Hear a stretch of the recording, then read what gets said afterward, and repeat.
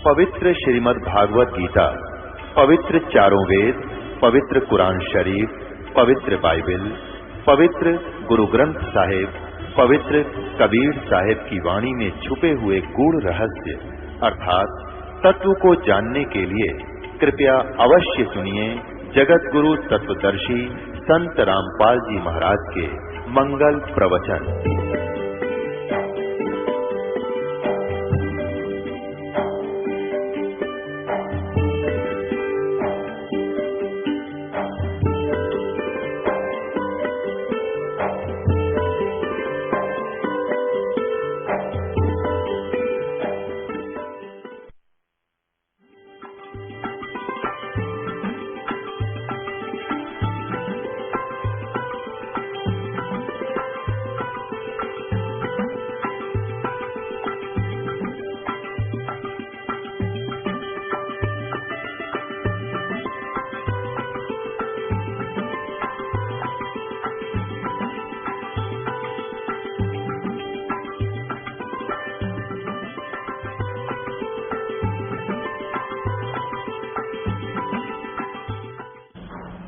पूर्ण ब्रह्म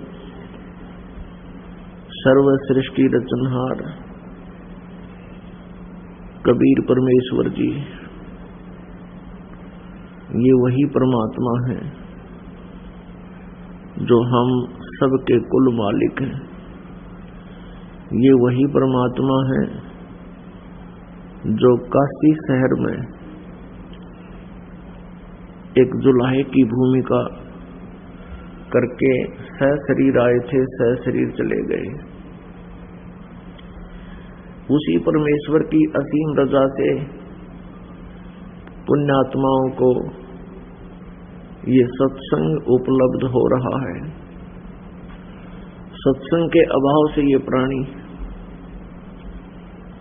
अपने मूल उद्देश्य को ना समझकर अपने जीवन को, मनुष्य जीवन को व्यर्थ कर जाता है। यहाँ का जो प्रभु है, 21 ब्रह्मांड का स्वामी ब्रह्म, जिसको सरपुरुष में नासवान प्रभु सरब्रह्म भी बोलते हैं, क्षरब्रह्म। हम अपनी संत लैंग्वेज में परमात्मा कबीर जी की वाणी में इसे क्षरब्रह्म बोला है। क्षर ब्रह्म माने नासवान प्रभु, अक्षर ब्रह्म ये परब्रह्म है। वैसे अक्षर ब्रह्म बोलते हैं अविनाशी परमात्मा को। लेकिन यहाँ 3 प्रभु हैं, 3 स्वामी हैं मुख्य तौर पर। एक ब्रह्म, एक परब्रह्म, एक परम अक्षर ब्रह्म। इन्हीं को दूसरे शब्दों में क्षरब्रह्म को, क्षरपुरुष को, जो 21 ब्रह्मांड का स्वामी है, इसको ज्योत स्वरूपी निरंजन भी कहते हैं, इसको क्षरब्रह्म भी कहते हैं। अभी तक जितने भी ऋषि महर्षि हुए हैं, उनकी बुद्धि का सतर, उनके अध्यात्म ज्ञान का सतर इस ब्रह्म तक ही पहुंचा। जबकि हमारे सदग्रंथ प्रत्यक्ष प्रमाण दे रहे हैं, वो ब्रह्म वेदों का ज्ञान देता है, ब्रह्म ही गीता का ज्ञान देता है। वो ब्रह्म कह रहा है कि वो परमात्मा, जैसे यजुर्वेद अध्याय नंबर 40 के श्लोक नंबर 17 में, मंत्र नंबर 17 में, यजुर्वेद में कुल 40 अध्याय हैं और 40वें अध्याय का 17वां मंत्र लास्ट मंत्र है, यानी यजुर्वेद का अंतिम मंत्र है। उसमें स्पष्ट किया है कि ब्रह्म कह रहा है कि मैं तो ऊपर ब्रह्म लोक में रहता हूं और मेरा ओम नाम है। और वो परमात्मा, वो पूर्ण परमात्मा तो ऊपर प्रोक्त है, गुप्त है। तो पुण्यात्माओं, ये ऋषि महर्षि वेदों को समझ नहीं सके। इसके विषय में परमेश्वर कबीर जी ने कहा है कि गुरु बिन काहू न पाया ज्ञाना, जो थोथा बुस छड़े मूड किसाना। गुरु बिन वेद पढ़े जो प्राणी, समझे न सार रहे अज्ञानी। पुण्यात्माओं, जिन श्रद्धालुओं को इस दास का सत्संग सुनते बहुत समय हो गया है, उनके हृदय में ये सच्चाई स्वीकार हो चुकी है कि कबीर परमेश्वर के अतिरिक्त या उस परमेश्वर से परिचित उन महान आत्माओं को छोड़कर और वर्तमान में इस दास को छोड़कर और इस दास से प्राप्त ज्ञान के तो अब कहना ही क्या है, तो लाखों की संख्या में परमात्मा की आत्माएं जागेगी। अन्यथा इस विश्व में किसी के पास यथार्थ ज्ञान नहीं है, वेदों का ज्ञान नहीं, गीता जी का ज्ञान नहीं, पुराणों का भी ज्ञान इन पुराणों के पाठकों को नहीं, और बाइबल के पाठकों को बाइबल का ज्ञान नहीं, कुरान शरीफ के पाठकों को कुरान शरीफ का ज्ञान नहीं। इस दास के सामने सबसे बड़ी समस्या यही आ रही है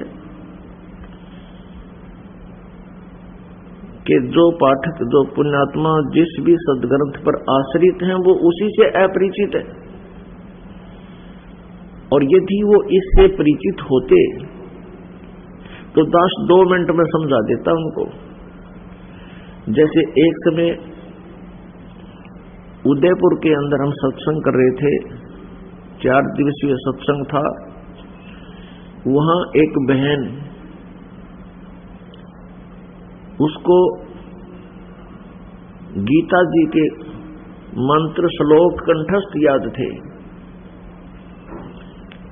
और वो व्रत रखा करती 16 शुक्रवार के और एक और सोमवार के, बेरानी बृहस्पतिवार के कैसे रख रही थी। और सत्संग सुना। सत्संग के बाद वो नाम लेने के लिए उद्धत हुई, उसको नियम बताने लगे तो वो मना कर गई, कहने लगी मैं तो व्रत अवश्य रखूंगी, व्रत नहीं छोड़ सकती।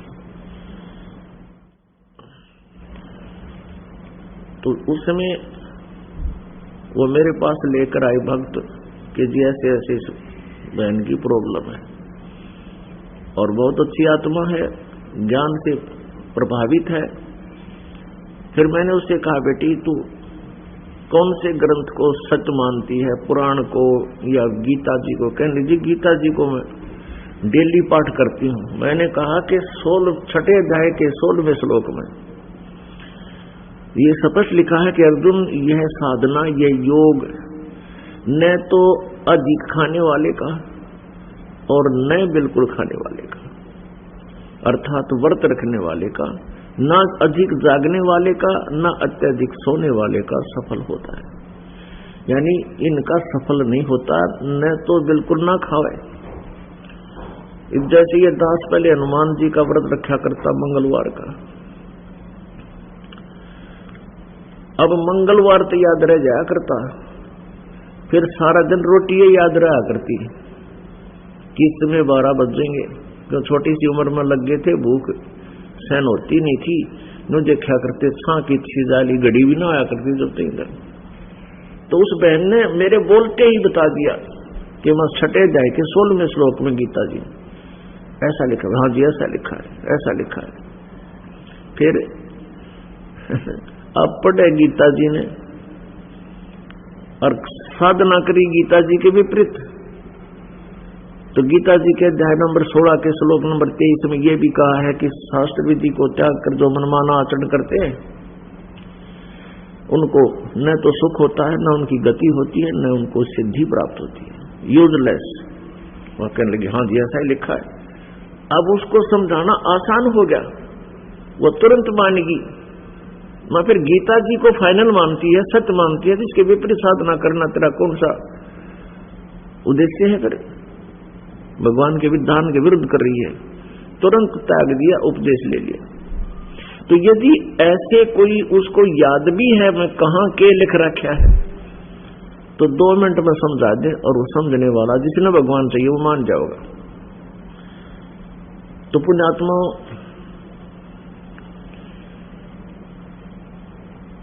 परमात्मा पूर्ण ब्रह्म,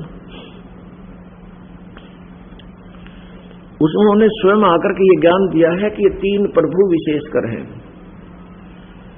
एक ब्रह्म जो 21 ब्रह्मांड का स्वामी है, ब्रह्मा विष्णु महेश, रजगुण ब्रह्मा जी, सतगुण विष्णु जी, तमगुण शिव जी, ये इसके पुत्र हैं। दुर्गा यानी देवी, ये इस ज्योति निरंजन क्षर पुरुष सर्वब्रह्म 21 ब्रह्मांड के स्वामी की पत्नी है। और वेदों में इसने अपना भी ज्ञान दिया है, लेकिन विशेषकर परम अक्षर ब्रह्म की जानकारी दी है। अब 3 प्रभु कौन कौन से हैं? एक सर्वब्रह्म, जिसको सर्व पुरुष भी बोलते हैं, ये 21 ब्रह्मांड का प्रभु है, स्वामी है, मालिक है। दूसरा अक्षर पुरुष, जिसको परब्रह्म भी बोलते हैं, अक्षर ब्रह्म भी बोलते हैं। वैसे तो अक्षर बीन अविनाशी होता है, लेकिन पवित्र श्रीमद् भगवत गीता अध्याय नंबर 15 के श्लोक 16 और 17 में ये बहुत अच्छी तरह डिफाइन किया है तीनों प्रभुओं की स्थिति। अध्याय नंबर 15 के श्लोक 16 में 2 पुरुष यानी 2 प्रभु बताए हैं, एक सरपुरुष, एक अक्षर पुरुष, और इन दोनों को तथा इनके अंतर्गत जितने प्राणी हैं इनको नासवान बताया है। अब अक्षर पुरुष, अक्षर माने अविनाशी, लेकिन फिर भी इनका नाश बताया है श्रीमद् भगवत गीता। और जीवात्मा तो अविनाशी चींटी की भी है, मनुष्य की भी है। जीवात्मा अविनाशी होता है। श्रीमद् भगवत गीता अध्याय नंबर 15 के श्लोक नंबर 17 में तुरंत फैसला कर दिया कि उत्तम पुरुष तो अन्य परमात्मा इति उदाहरते। उत्तम पुरुष यानी पुरुषोत्तम, वास्तविक प्रभु, श्रेष्ठ परमेश्वर, जिसको परमात्मा कहा जाता है, जो परमात्मा है वो तो कोई अन्य है। 16वें श्लोक में वर्णित 2 प्रभुओं सरपुरुष और अक्षर पुरुष से कोई और है, अन्य है। और वही ये लोक चरम आविश्य विवर्ती अव्यय ईश्वर है, जो तीनों लोकों में प्रवेश करके सबका धारण पोषण करता, वो है अविनाशी भगवान, अव्यय ईश्वर, अविनाशी परमेश्वर। तो पुण्यात्मा, इन तीनों प्रभुओं की स्थिति कैसे है? सरपुरुष ये 21 ब्रह्मांड का स्वामी है, ये नासवान है, ये स्वयं गीता ज्ञान दे रहा है श्री कृष्ण जी में प्रवेश करके। ये काल भी कहलाता है। गीता के अध्याय नंबर 11 के श्लोक नंबर 32 में कहा कि मैं काल हूं और सबको खाने के लिए अब प्रवृत्त हुआ हूं। गीता के अध्याय नंबर 11 के श्लोक नंबर 21 में अर्जुन देख रहा उसके विराट रूप को, काल के रूप को देख रहा और कह रहा कि प्रभु आप तो ऋषियों को भी खा रहे हैं, देवताओं को भी खा रहे हैं, और वो आपसे मंगल कामना कर रहे हैं, वेदों के स्तोत्रों से आपसे याचना कर रहे हैं, हमें बख्श दो, मंगल हो, मंगल हो। आप तो उनको भी खा रहे हो। तब ये कहता मैं तो काल हूं भाई, सबको खाने के लिए आया हूं, और तू ना लड़ेगा, युद्ध नहीं करेगा तो भी मारूंगा इनको, इसलिए तू नियमत बन जा, इसी में तेरी भलाई है। गीता ज्ञानदाता कहता है कि 4थे अध्याय के 5वें और 9वें श्लोक में अर्जुन तेरे और मेरे बहुत जन्म हो चुके हैं, तू नहीं जानता मैं जानता हूं, मेरे कर्म और जन्म अलौकिक हैं।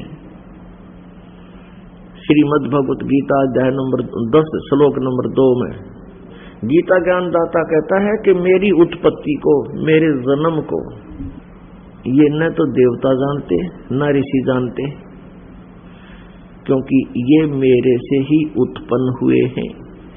पुण्यात्माओं, पिता के जन्म डेट ऑफ बर्थ को संतान नहीं बता सकती, दादाजी बता सकता है। तो ये कह रहा है कि मेरी उत्पत्ति को कोई नहीं जानता, ये मेरे से उत्पन्न देवता ऋषि।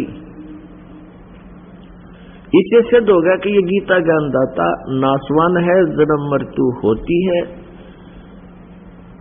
वो अलौकिक कैसे है, इसको डिफाइन करेंगे। गीता अध्याय नंबर 2 श्लोक नंबर 12 में कहा कि अर्जुन, ये ना जान के हम और तुम और ये राजा लोग अब केवल अभी उत्पन्न हुए हैं, तेरे और मेरे और इनके पहले भी जन्म हुए, पहले भी हम थे, आज भी हैं, आगे भी जन्म होते रहेंगे। इससे सिद्ध हुआ कि ये नासवान है, ये भी जन्म और मृत्यु के रोग से ग्रस्त है। कौन? 21 ब्रह्मांड का स्वामी ब्रह्म, सरपुरुष, सरब्रह्म, जिसमें जिसके लोक में हम रह रहे हैं।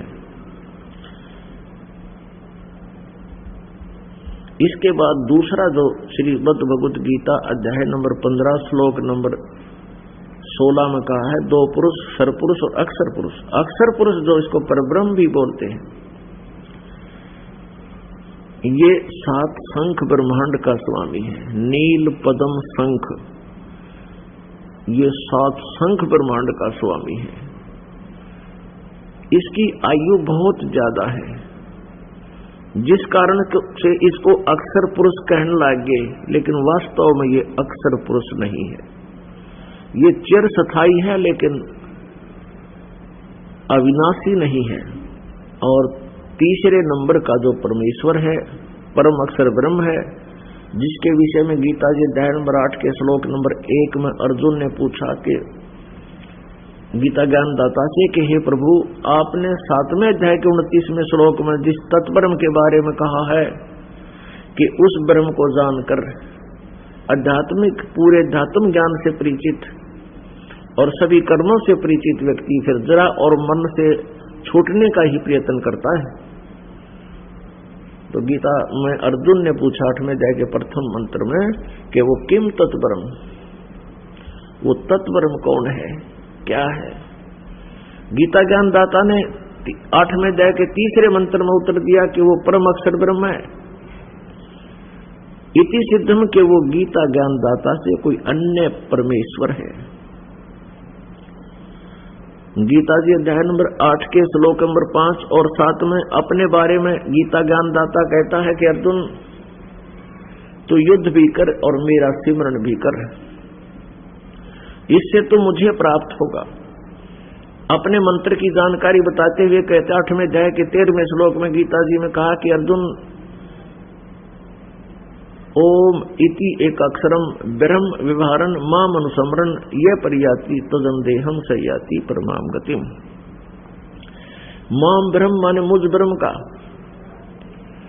ओम यह एक अक्षर है, उच्चारण करके स्मरण करता हुआ यह परियाति तो जंदेहम, जो शरीर छोड़कर जाता है, सयाति परमाम गतिम, वो ओम के जाप से मिलने वाला जो लाभ है उस सतर की परम गति को प्राप्त होता है। यदि ब्रह्म की साधना ओम मंत्र से है, ओम का जाप, ब्रह्म का जाप करने वाला साधक ब्रह्मलोक में जाता है।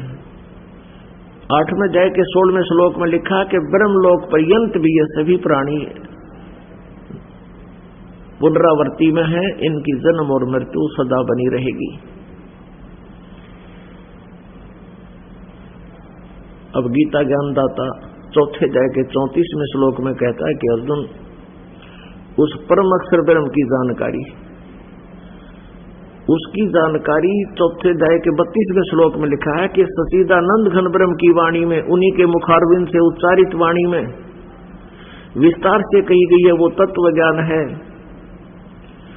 4th अध्याय के 34वें श्लोक में कहा कि उस तत्व ज्ञान को तू तत्वदर्शी संतों के पास जाकर समझ और उनको दंडवत प्रणाम करने से, कपट छोड़कर प्रसन्न करने से वो तत्वदर्शी संत तुझे परमात्मा के विषय में यथार्थ जानकारी देंगे। फिर बताया है श्रीमद् भगवत गीता अध्याय नंबर 17 के श्लोक नंबर 23 में कहा है कि अर्जुन, उस सच्चिदानंद घन ब्रह्म की साधना, उसके पाने का मंत्र, उसके पाने की विधि ओम तत्सत इति निर्देश है। ब्रह्मणे त्रिविध समर्थ है। ओम तत्सत इस मंत्र का निर्देश माने फाइनल फैसला है, नथिंग एल्स। ब्रह्मणे यानी सच्चिदानंद घन ब्रह्म का ये ओम तत्सत नाम है, मंत्र है। और त्रिविध समर्थ है, इसको 3 प्रकार से इसका सिमरण होता है। जिन पुण्यात्माओं को सारनाम प्राप्त हो गया है उनको इन तीनों मंत्रों की जानकारी है और उनका सिमरण विधि भी 3 ही प्रकार से होती है। गीता ज्ञानदाता 8वें अध्याय के 5 और 7 में तो अपने विषय में बता रहा है कि मेरी साधना करेगा वो ओम नाम से तो मुझे प्राप्त होगा। श्रीमद् भगवत गीता अध्याय नंबर 8 के श्लोक नंबर 8, 9, 10 में उस सच्चिदानंद घन ब्रह्म देव परम पुरुष के बारे में जानकारी दी है कि उसकी भक्ति यदि करेगा, उस परम संत से जानकारी लेकर, तत्वदर्शी संत से जानकारी लेकर, और वो 3 मंत्र का जाप बतावेगा। ओम तो ये ब्रह्म का है और तत् ये परब्रह्म कहो, अक्षर पुरुष कहो, उसका है। और सत ये सांकेतिक है, तत्व भी सांकेतिक है, सीधा मंत्र नहीं है, गुप्त है। और वो सत जो है वो परम अक्षर ब्रह्म का जाप है, वो गुप्त है, सांकेतिक है। वो ये दास ही बताओगा क्योंकि वो तत्वदर्शी संत ही उसकी वे ऑफ वर्शिप बता सकता है। ये गीता जी भी प्रमाण देते हैं और पवित्र वेद भी बताते हैं। तो ओम तत्सत इसकी 3 प्रकार से सिमरण होता है। तो 8वें अध्याय के गीता जी में 8, 9, 10 मंत्र में कहा है कि उस परमात्मा की जो भक्ति करता है, जो सबका संचालक है, सबका उत्पत्ति करता है, सूर्य के सदृश जो तेजों में है, सूर्य के सदृश आदित्य वर्णम, अपने आत्मा भगवान को निराकार बतावें और सूर्य के समान फिर वो तेजों में बतावें और कहें भगवान का प्रकाश देखा, भगवान नहीं देखा जा सकता। अब सूर्य बिना प्रकाश किसका देखा? जब सूर्य के तुल्य साकार हुआ वो, तो इस प्रकार ये अज्ञान की, अविद्या की गांठ बंद की थी सबके हृदय में। परमात्मा ने दया करी,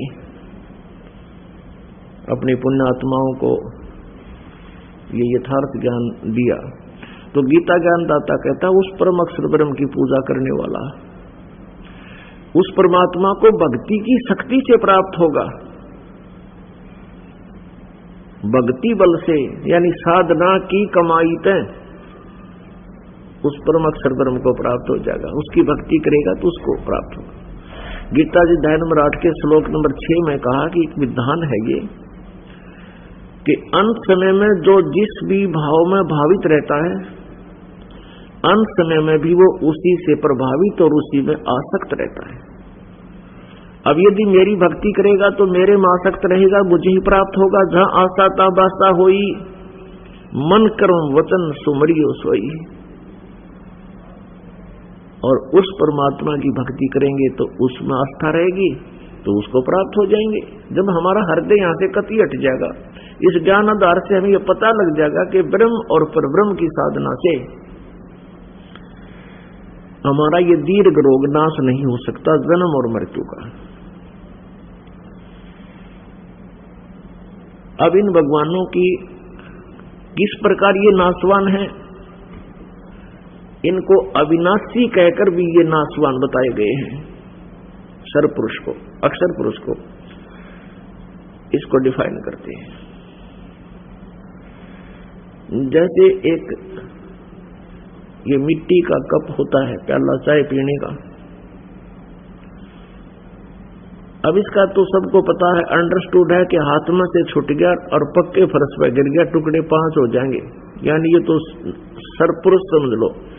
ऐसी स्थिति तो इस मटेरियल की समझो जो ब्रह्म और इसके अंतर्गत प्राणी है।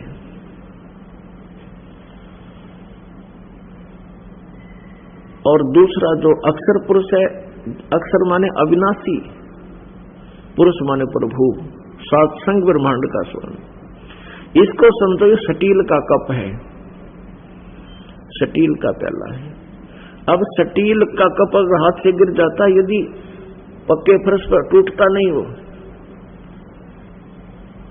यूं का यूं रह जाता है, लेकिन उसका भी विनाश होता है, समय अधिक लगता है और एक समय आने पर उसमें जंग लगकर वो डिस्ट्रॉय हो जाता है, विनाश होता है। लेकिन वो समय बहुत घना, उस मिट्टी के कप जिसको चीनी का कप बोल रहे हैं, उसकी तुलना में वो स्टील का कप चिरस्थायी है, अविनाशी महसूस होता है, लेकिन वास्तव में अविनाशी नहीं है। और सोने का कप, एक सोने का कप हो, उसको जंग नहीं लगता, वो चिरस्थायी, वो वास्तव में अविनाशी है। तो ये स्थिति फॉर एग्जाम्पल है।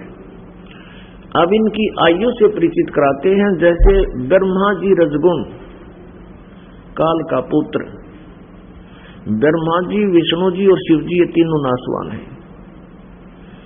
पुण्यात्मा, पवित्र हिंदू समाज के गले या बात जल्दी से उतरती नहीं कि ब्रह्मा विष्णु महेश नासवान है, लेकिन ये गले उतारनी पड़ेगी।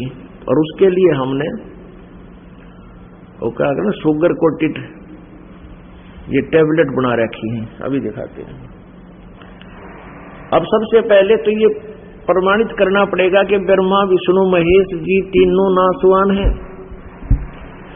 फिर बाकी भगवानों को की स्थिति समझने में कोई भी समस्या, प्रॉब्लम नहीं आएगी। देखिएगा श्री देवी भागवत, ये गीता प्रेस गोरखपुर से प्रकाशित है।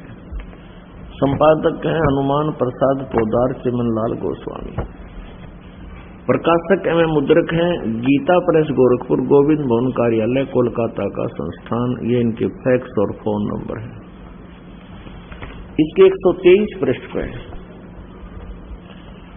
ये कंसेप्ट क्लियर हो जाता है कि ब्रह्मा विष्णु महेश नासवान है और इनकी जन्म मृत्यु होती है। ये तीसरा सकंद वही देवी भागवत। भगवान विष्णु जी अपनी माता दुर्गा के विषय में उसकी महिमा गा रहे हैं। तुम शुद्ध स्वरूपा हो, ये सब सारा संसार तुम इसे उद्भासित हो रहा है। मैं ब्रह्मा और शंकर हम सभी तुम्हारी कृपा से विद्यमान है। हमारा आविर्भाव और तिरोभाव हुआ करता है। केवल तुम ही नित्य हो, जगत जननी हो, प्रकृति और सनातनी देवी हो। ब्रह्मा विष्णु और शंकर, ब्रह्मा जी कह रहे हैं कि हमारा आविर्भाव माने जन्म, तिरोभाव माने मृत्यु हुआ करता है। केवल तुम ही नित्य हो, जगत जननी हो, प्रकृति और सनातनी देवी। ये भी याद रखना कि प्रकृति दुर्गा को कहते हैं। ये गीता जी के 14वें अध्याय में जब इनकी उत्पत्ति दिखाएंगे आपको समझ में आओगी।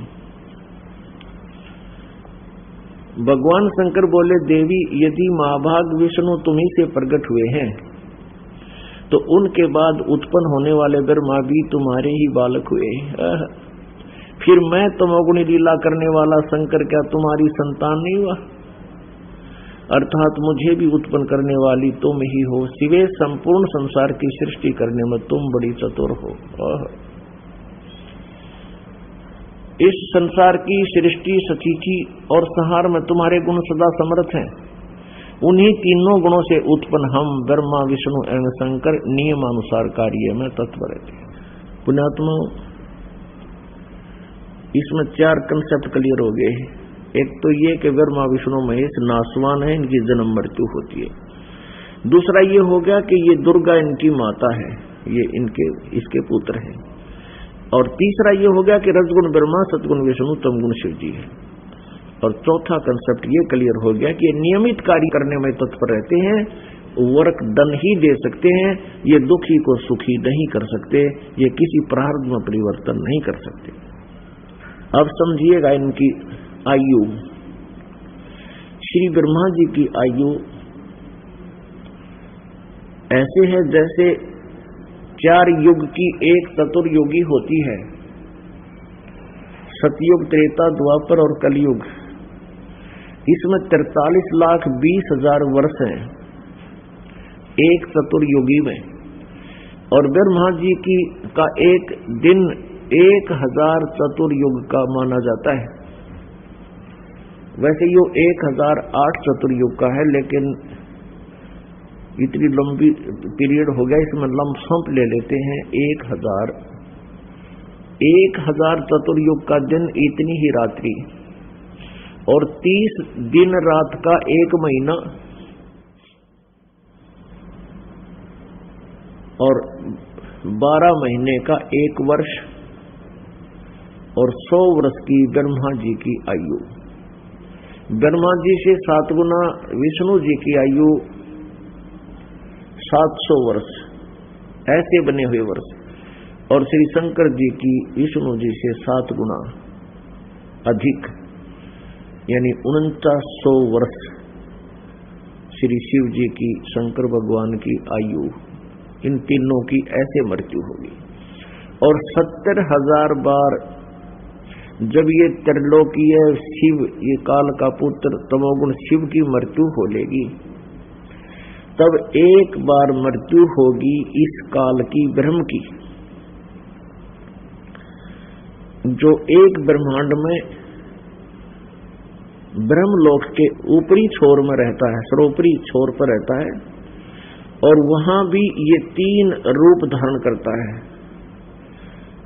एक रूप ब्रह्मा जी का, दूसरा विष्णु जी का, तीसरा शिव जी का। वहां जब ये शिव जी रूप में रह रहा है, वहां जब शिव रूप में इस काल की सदाशिव काल रूपी ब्रह्म की मृत्यु होगी, उस समय 70,000 बार ये त्रिलोकीय शिव मर लेंगे। और फिर इसका जन्म कैसे होता है?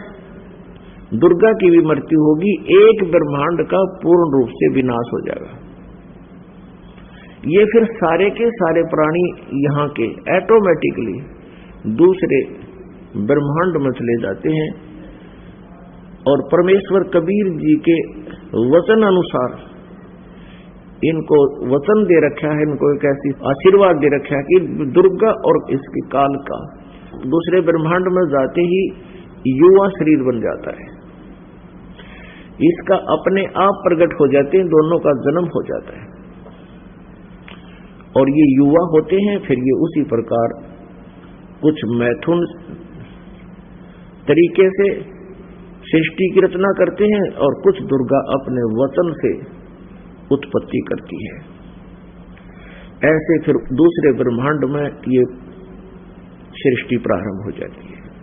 तो पुण्यात्माओं, जो एक बार एक ब्रह्मांड का विनाश होता है, 70,000 बार त्रिलोकीय शिव की मृत्यु हो जाती है, तब एक युग होता है किसका? इस परब्रह्म का, यानी अक्षर पुरुष का, जो सात संग ब्रह्मांड का मालिक स्वामी पुरुष है। और इसकी 1000 युग का दिन, 1000 युग की रात, ऐसे बने हुए युग कि 1000 युग की नोट चतुर्युग, इसमें चतुर्युग नहीं है, ओनली युग। 1000 युग का दिन, 1000 युग की रात्रि, ऐसे 30 दिन और रात का 1 महीना, 12 महीने का वर्ष, और ऐसे 100 वर्ष की आयु है किसकी? अक्षर पुरुष की। और फिर इसकी मृत्यु होगी। ओहो, एती उम्र बुलंद मरेगा अंतरे, सतगुरु लगे न कान न भेटे वो संतरे। इतनी लंबी उम्र भी हो जाएगी तो भी मृत्यु होगी। क्योंकि आपको न तो तत्वदर्शी संत मिले और न वो सतगुरु मिले। सतगुरु लग्या न कान न भेटे संतरे, तो पुण्यात्माओं, श्रीमद् भगवत गीता अध्याय नंबर 4 के श्लोक नंबर 5 और 9 में गीता ज्ञानदाता कहता है कि मेरा भी जन्म होता है, तेरे भी जन्म मृत्यु होती है, तू नहीं जानता, मैं जानता हूं। और मेरे जन्म और कर्म अलौकिक हैं। जन्म तो ऐसे अलौकिक है कि यहां इसकी मृत्यु होगी, दूसरे ब्रह्मांड में जाते हैं तो ऑटोमेटिक ये युवा रूप में उत्पन्न हो जाता है उस परम अक्षर ब्रह्म के आशीर्वाद अनुसार। और कर्म कैसे अलौकिक है, जैसे श्री कृष्ण में प्रवेश करके भूत की तरह और सारा नाश करा गया, यह बोल के गीता डरा के श्री कृष्ण को और युद्ध करवा दिया। श्री कृष्ण जी भी नाटे, अर्जुन भी नाटे। अर्जुन को डरा कर श्री कृष्ण में प्रवेश करके काल ने जो खा दी भयंकर रूप, और उसके अंदर जब तक श्री कृष्ण में प्रवेश रहा तब तक प्रवेश रहा, जब तक महाभारत गति सारा नाश ना हो लिया, फिर उससे निकल गया। इसके जन्म और कर्म ऐसे अलौकिक हैं। पुण्यात्माओं, इस अध्यात्म ज्ञान को समझना बहुत आसान है, लेकिन हमारे हृदय में जो पहले का ज्ञान समाया हुआ है वो कोरा अज्ञान है। वो इस यथार्थ ज्ञान को अब टिकने नहीं देता कुछ दिन, लेकिन इस ज्ञान में इतना वजन है, ये अपने आप स्थान बनाता चला जाएगा और वो अज्ञान आपका बाहर निकल जाएगा। पुण्यात्माओं, मनुष्य जीवन इस प्राणी को केवल परमात्मा पाने के लिए प्राप्त हुआ है।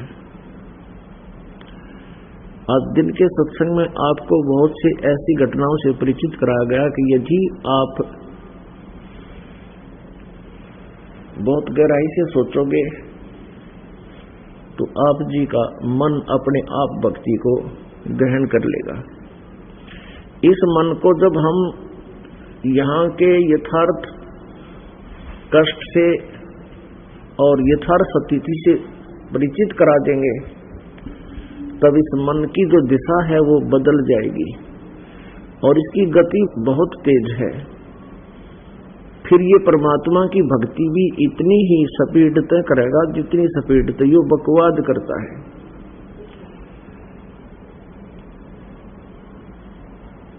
अब ये आत्मा को भ्रमित रखता है, आत्मा को ये कष्ट देता रहता है, डराता रहता है, तेरा नुकसान हो जाएगा, तुझे ऐसा हानि हो जाएगी, तू वहां से गया तो देवता छोड़ दिए तो तुझे ऐसे हानि हो जाएगी। इन देवताओं के पूजते पूजते सर्वनाश को प्राप्त हुआ। कल आज सुबह एक परिवार का आपको उदाहरण दिया था, और एक नहीं असंख्यों परिवार है जो इन देवी देवताओं की पूजा करते करते विनाश को प्राप्त हो गए। और इस परमेश्वर की शरण में आने के बाद यदि आप मर्यादा में रहोगे और सच्ची लगन लगाए रखोगे, इस काल का अटैक आप पर हो नहीं सकता, ये दास गारंटी दे सकता है। यदि आपने परिवार की सुरक्षा भी चाहिए, आपने या जीवन का सतर भी ठीक चाहिए, परमात्मा परमेश्वर कबीर जी कहते हैं जैतन राजपाठ भी चाहिए, हमारा धर ले ध्यान। यदि तुझे डड़े ढोण की आदत ही है और यहाँ की तने राजपाठ चाहता है तो वो भी हम दे सकते हैं, तेरे भाग में ना होगा तो भी लिख देंगे। लेकिन हम साथ में इनके इसके अवगुण भी बता रहे हैं। सर्व सोने की लंका होती रावण से रणधीरम, एक पलक में राज राजीव जम के पड़े जंजीरम, मन तू सुख के सागर बसरे भाई और न ऐसा यश रे। कहते तू यहाँ इस झूठे लोक में क्या यश प्राप्त करना चाहता है? यदि तू चाहता मैं कोठी बढ़िया बना लूं, मेरी महिमा हो जाएगी, एक लंबी कार ले लूं, लोग देखेंगे मेरे कन्या, ये लोग तो उस दिन भी देखेंगे जब तेरी चटनी हो जाएगी एक्सीडेंट में, वो भूल गया तू। हम न्यों भूल कर गलती करते हैं, और परमात्मा में याद दिलाई जाती है कि ये महापुरुषों ने हमें उदाहरण दिए हैं, ना जाने काल की कर डारे और किस विध ढल जा पासावे, जिनाते सरते मौत खुड़क जीवनानु केड़ा हासावे। अब हम इतना ज्ञान समझते हैं, इतना ज्ञान परमात्मा ने हमें दिया, और इस दास ने भी कसर नहीं छोड़ रखी आपको टू दी पॉइंट उदाहरण दे दे के आपके हृदय में इसी चोट मारी जाती है कि ये बज्र जो आपके अंदर जमा हो गया अज्ञान, ये हट जावे, तब ये भक्ति प्रवेश होगी। अप्रति जब देखते हो कैसे दुर्घटना में एक परिवार का परिवार नष्ट हो जाता है, लेकिन हमारे यह बिल्कुल भी नहीं डर बनता कि यह बात तो हमारे साथ भी कभी हो सकती है। सपने में भी ना याद आती है बातें, तो ये जब तक याद नहीं आएंगी, या लल्लो पत्तों की भक्ति है आपकी, ठीक है जैसा कर रहे हो इसका फल अवश्य मिलेगा, लेकिन मोक्ष से वंचित रह जाओगे। और पुण्यात्माओं, यहां जो प्राणी आता है उसका उद्देश्य मोक्ष प्राप्ति होना चाहिए, और बाकी क्या संसारिक सुख तो भगवान कोई बालक नहीं, उसको पता है। जैसे डॉक्टर के ऑपरेशन थिएटर में आप आ गए, हॉस्पिटल में एडमिट हो गए, अब उसने सारा पता है इस मरीज को किस समय के आहार देना है और के इसको आवश्यकता है, किस वस्तु की कैसी टेबलेट इसको देनी है। तो जब हम परमात्मा की शरण में आ जाते हैं, उस परमेश्वर को हमारा सारा ज्ञान हो है कि इसको किस चीज की आवश्यकता है। पुण्यात्माओं, जिस श्रद्धालु ने 2 वर्ष 3 वर्ष इस परमात्मा के चरणों में लगे हो चुके हैं, वो खूब परिचित है इस माल्य की महिमा से। एक नहीं, वो 20-20 गुण गिना देगा उस माल्य के कि मेरे साथ ऐसे कर दिया, ऐसे हो गया। जो आम जनता को बताओगे तो वो मानने को ना आपने झूठा बताएंगे, लेकिन परमात्मा ऐसी लीला किया ही करते हैं। तो फिर आपने फिर डर कैसा? फिर आप जब परमात्मा की शरण में आ ही गए हो तो मोक्ष उद्देश्य रखना। साईं इतना दीजियो जिसमें कुटुंब समावे, हम भी भूखे ना रहे हैं, अतिथि न भूखा जावे। इससे अधिक डिमांड करना फिर करता है जो पुरानी, तो उसको ज्ञान नहीं भक्ति का। अभी तक वो बालक ही है, कोई बात नहीं, चलते रहो। अब यहां प्राणी अत्यधिक 60% कहूं या 80% कहूं, वो प्राणी आते हैं जो कति दुखी और सारे तो छक लिए, डॉक्टर ने जवाब दे दिया, देवी देवता ने दे तोड़ ली, तब यहां आते हैं। और उनका उद्देश्य केवल सुख ही प्राप्त करना होता है, संकट निवारण कराना ही होता है। बहुत अच्छी बात है। यहां तो ये फ्री में होगा आपका, ये तो फ्री में होगा, ये तो हम सौदा ही नहीं करते, ये तो हमारी दुकान में ये तो वैसे दिया करा फ्री में। और हम वास्तविक जो सौदा करते हैं, जो माल बेच रहे हैं, वो तो मोक्ष रूपी हीरा है। उसके साथ अन्य छोटे मोटे आइटम वैसे दे दिया कर ग्राहक को, ये इतनी कीमती चीज बेचने वाला। तो आपको जो सुख यहाँ का सुख चाहिए, ये तो फ्री में देंगे, औरों से गना जाएंगे। वो तो आपके प्रारब्ध में संकट को भी नहीं टाल सकता, या संकट टलेंगे, आपकी आयु बढ़ेगी। ब्रह्मा विष्णु महेश ब्रह्म पर ब्रह्म एक श्वास नहीं बढ़ा सकता, एक भी। जैसे भक्त प्रसन्न करते हैं, प्रारंभ में जब ये दास भी इस मार्ग पर लगा, मन में संशय आया करती थी कि श्री कृष्ण जी ने राजा मोरध्वज के पुत्र ताम्रध्वज को आरे से 2 भाग कराकर उसकी मृत्यु हो गई थी, उसके बाद जीवित कर दिया। तो भक्त प्रसन्न करता है कि क्या वो भगवान नहीं जिन्होंने इतना चमत्कार दिखा दिया। पुण्यात्माओं, ये नहीं कहा कि इनमें कोई पावर नहीं है, ये भी स्वामी है, मालिक है, भगवान है। इनकी क्षमता से आप परिचित हो जाओगे, तब ये बातें मन में ना आवे। अब श्री कृष्ण जी ने मोरध्वज के पुत्र ताम्रध्वज को जीवित कर दिया, लेकिन अपने सगे भांजे अभिमन्यु को जीवित नहीं कर सके, जो चक्रव्यूह में मृत्यु को प्राप्त हुआ। पांडवों की और संतान भी नहीं थी, कुल नाश हो रहा था। और श्री कृष्ण की बहन सुभद्रा का पुत्र था। सुभद्रा रो रही थी, पांचों पांडवों में हाहाकार मचा था। श्री कृष्ण की आंखों में आंसू टपक रहे थे, लेकिन श्री कृष्ण जीवित नहीं कर सके। कारण क्या था कि उसका प्रारब्ध, अभिमन्यु की आयु मनुष्य की इतनी ही थी, आगे श्वास शेष नहीं थे। और मोरध्वज के पुत्र ताम्रध्वज की आयु शेष थी, उसको मारकर जीवित कर देना इन भगवानों के लिए बहुत आसान है। ये तो एक जादूगर कर देता है ऐसे ऐसे कार्य। तो पुण्यात्माओं, तब हमें यह समझ में आएगा कि वो परमात्मा आयु भी बढ़ा सकता है। होए होए।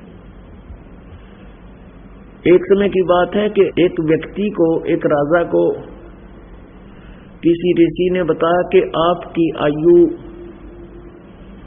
केवल 5 दिन की शेष है। वो चिंतित हुआ, भगत आदमी था। उसने ऋषि जी से कहा कि ऋषि जी, कोई ऐसा उपाय बताओ मेरी आयु बढ़ जावे, मैं केवल भक्ति करूंगा, मेरा उद्देश्य भक्ति होगा, मैं और किसी राजकाज में या कोई संसारिक लाभ के लिए भक्ति नहीं करूंगा। ऋषि जी ने कहा कि चलो भगवान ब्रह्मा जी के पास चलते हैं, वो सृष्टि की उत्पत्ति करता है। ब्रह्मा जी के सामने प्रार्थना की ऋषि और उस साधक ने कि भगवान ये ऐसे ऐसे कुछ आयु चाहता है, इसकी आयु 5 दिन की शेष है और इसका उद्देश्य केवल आयु बढ़वाने का भक्ति करना है, परमार्थ है। अब ब्रह्मा जी बोले भी बात तो ठीक है, हम चलते हैं विष्णु जी के पास चलते हैं, क्योंकि वो ही कर सकते हैं, वो सतीथि का उनके पास ही है, रोजी रोटी वही देते हैं सबको। अब वही बता, वही कुछ एक्सटेंड करेंगे तो उनसे चलते हैं। विष्णु जी के पास आए, विष्णु जी को बता। विष्णु जी ने कहा भी मैं तो जितना जिसका संस्कार है इतना मैं दे सकता हूं, इससे कम बत्ती मेरे बस का करना को नहीं। भगवान शंकर के पास चलते हैं, वो संहार करते हैं, शायद वो रहम कर दें। तब शंकर जी के पास गए। अब शंकर जी ने कहा भी मेरे पास तो जब आदेश होता है, जितनी जिसका समय आता है उसी को मार सकता हूं, इससे आगे पीछे मैं नहीं कर सकता, एक श्वास भी नहीं घट बढ़ सकता। फिर उन सभी ने मिलकर स्कीम बनाई कि धर्मराज के पास चलते हैं, उसके पास अकाउंट होता है, धर्मराय के पास। अब उस धर्मराज के पास गए, उस 5वें दिन पहुंचे। इतना ये ऐसे मीटिंग होती रही इनकी, 5वें दिन या तीसरे दिन जैसा भी था। तो वहां पहुंचे तो धर्मराज से कहा कि धर्मराज ये तीनों भगवान पहुंच गए और ऋषि और साथ में वो एक्सटेंशन करवानिया भी साथ था। धर्मराज से कहा कि धर्मराज इस व्यक्ति की प्रार्थना है कि ये कुछ आयु एक्सटेंशन चाहता है, बढ़वाना चाहता है, उद्देश्य इसका ये है कि मैं भगवान की भक्ति करूंगा, ये कोई स्वार्थवश नहीं चाह रहा। अब धर्मराज ने निकाल लिया भाई उसका अकाउंट। अब धर्मराज ने देखा कि यू अद्वित इसके संस्कार में लिखा हुआ था उस प्रारंभ में कि मेरे दरबार में इसकी मृत्यु हो, धर्मराज के दरबार में मृत्यु होगी और उस समय ब्रह्मा विष्णु और महेश और वो ऋषि साथ में उपस्थित हो तब इनकी मृत्यु हो। तो धर्मराज ने जब टिटवी दाब दी, इसकी सांस पूरे हो गए थे, वो मार दिया, वहीं मर गया 1 सेकंड में। अब विष्णु जी ने तो निकाल दिया सुदर्शन चक्र और शंकर भगवान ने काट लिया त्रिशूल।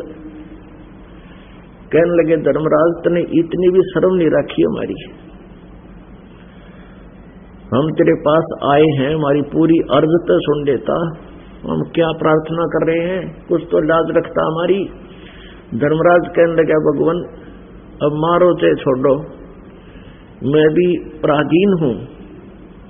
इसके प्रारब्ध में ये लिखा हुआ था कि मेरे ये देख लो, वही दिखा दी कि धर्मराज के दरबार में इसकी मृत्यु हो और ब्रह्मा विष्णु महेश और ये ऋषि यहाँ पर उपस्थित हो तब इसकी मृत्यु हो। आपने तो मेरा काम आसान कर दिया, यहाँ ले आए इसने राप आगे। अब देख कर भाई ने वो तीनों के हथियार नीचे हो गए। धर्मराज ने कहा कि एक काम करो, एक काम कर सकता हूं, आप अपनी आयु दे दो, इसको तुम सा देना चाहता मैं इसकी उम्र बढ़ा दूंगा। अब अपनी का नंबर आओ जो कोई ना बिरानी आगे में चला कर, तीनों खिसक गए। गेला ऋषि जी साथ की साथ, वो पड़ा मरा वहीं पर था। तो पुण्यात्माओं, मासा घटे ना चल बधे, विघ्ना लिखे जो लेख, और सच्चा सतगुरु मेठ के ऊपर मार दे मेघ। जमजोरा जासे डरे मिटे कर्म के लेख, अदली असल कबीर हैं वो कुल के सतगुरु एक। तो पुण्यात्माओं, समर्थ का शरणाग हो, रंग होरी हो, कदे न हो एकाज राम रंग होरी हो। समर्थ का शरणाग हो, और फिर देखना राम रंग की ओरी, इस भगवान के रंग में कितनी खुशी आपको होगी। और कभू ना हो आकाज, कहीं कभी भी आपका आकाज नहीं होगा, आपके साथ कोई भी मिस हैपनिंग नहीं होगी यदि आप मर्यादा से, सच्ची श्रद्धा और लगन से लगे रहे। काल जो पीसे पीसना, जोरा है पनिहार, ये दो असल मजदूर हैं मेरे सतगुरु के दरबार। गरीबदास साहिब जी आंखों देखा भगवान कबीर जी की समर्थता को बता रहे हैं कि ये 21 ब्रह्मांड का स्वामी, ये काल, ये तो मेरे भगवान का काल जो पीसे पीसना यानी चक्की पीसता है। उदाहरण समझो कि ये मजदूर है उसका, और ये जोरा जो मृत्यु है ये परमात्मा कबीर जी की पनिहार माने पानी भरण वाली। पहले जिस समय ये वाणी बोली थी उस समय जल कुओं से बरबर कर लाया करते, नौकरानी भरा करती राजाओं के जल। तो कहते हैं काल जो पीसे पीसना, जोरा है पनिहार, ये दो असल मजदूर हैं मेरे सतगुरु के दरबार। काल डरे करतार से, जय जय जय जगदीश, जोरा जोड़ी झाड़ता और पगरज डारे शीश। ये काल डरता है परमात्मा कबीर जी से, और जय जय जय जगदीश उसकी जय जयकार करता है, और ये मौत परमात्मा की जूती झाड़ती है, यानी उसकी नौकरानी है, और उसके आदेश बिना यह परमात्मा के भक्त को टच नहीं कर सकती। तो पुण्यात्माओं, इस प्रकार आप जी इन भगवानों की सतीथि से परिचित हो जाओगे, उस समय आप जी की आस्था इन भगवानों में कैसे रह जाएगी। श्रीमद् भगवत गीता जी अध्याय नंबर 2 के श्लोक नंबर 46 में कहा कि अर्जुन, बहुत बड़े जलाशय की प्राप्ति के उपरांत और छोटे जलाशय में जैसी आस्था रह जाती है, ऐसी ही पूर्ण परमात्मा के ज्ञान से परिचित होने के बाद अन्य भगवानों में, अन्य ज्ञानों में ऐसी आस्था रह जाएगी।